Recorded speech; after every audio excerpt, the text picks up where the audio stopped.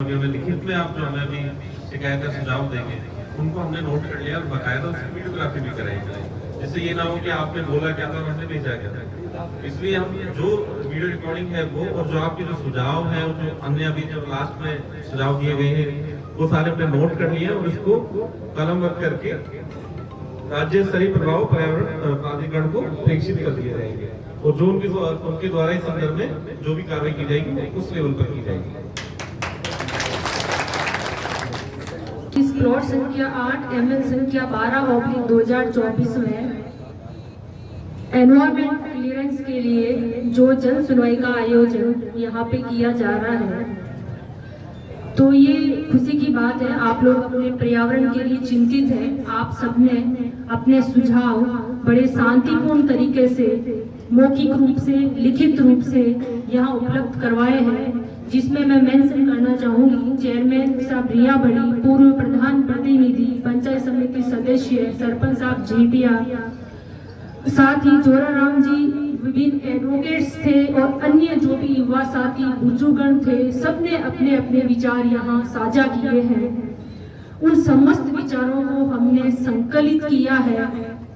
आप लिखित में दोगे उनको और मौखिक रूप से यहाँ पे जो वीडियोग्राफी कराई जा रही है वो संपूर्ण लिखा पढ़ी मौखिक बोली हुई बातें हम यहाँ से संकलित करके आगे प्राधिकरण को भेजेंगे। एक बात आपको ध्यान रहे कि ये जो खनन पट्टे हैं जिसको आप बार बार लीज कहते हो, ये लीज तो हो चुकी है, खनन पट्टे जारी हो चुके हैं राजस्थान के खान विभाग के द्वारा।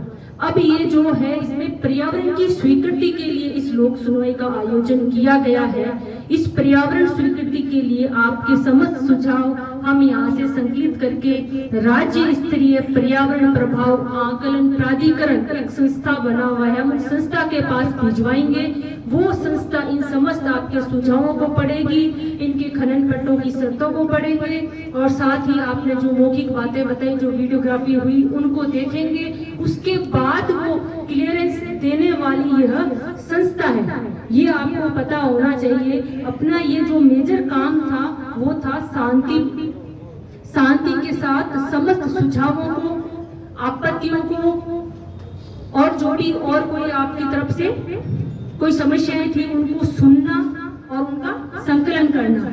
वो आप सबने अच्छे से हमारा सहयोग किया और साथ ही प्रशासन के ऊपर आपने जो विश्वास जताया, तो उसके लिए मैं कहना चाहूंगी, आपने कुछ पॉइंट बताए थे DSR को रिवाइज करने के संबंध में, वन विभाग ने पौधों के ऊपर कितना खर्चा किया उसके बारे में आपने कहा हमें बताएं। साथ ही DSR का जो खेत है, जैव विविधता है, किस वर्ष में कितनी बजरी जमा हुई है, यानी जो खनिज जमा हो रहा है उसकी क्या जो क्वांटिटी रही है।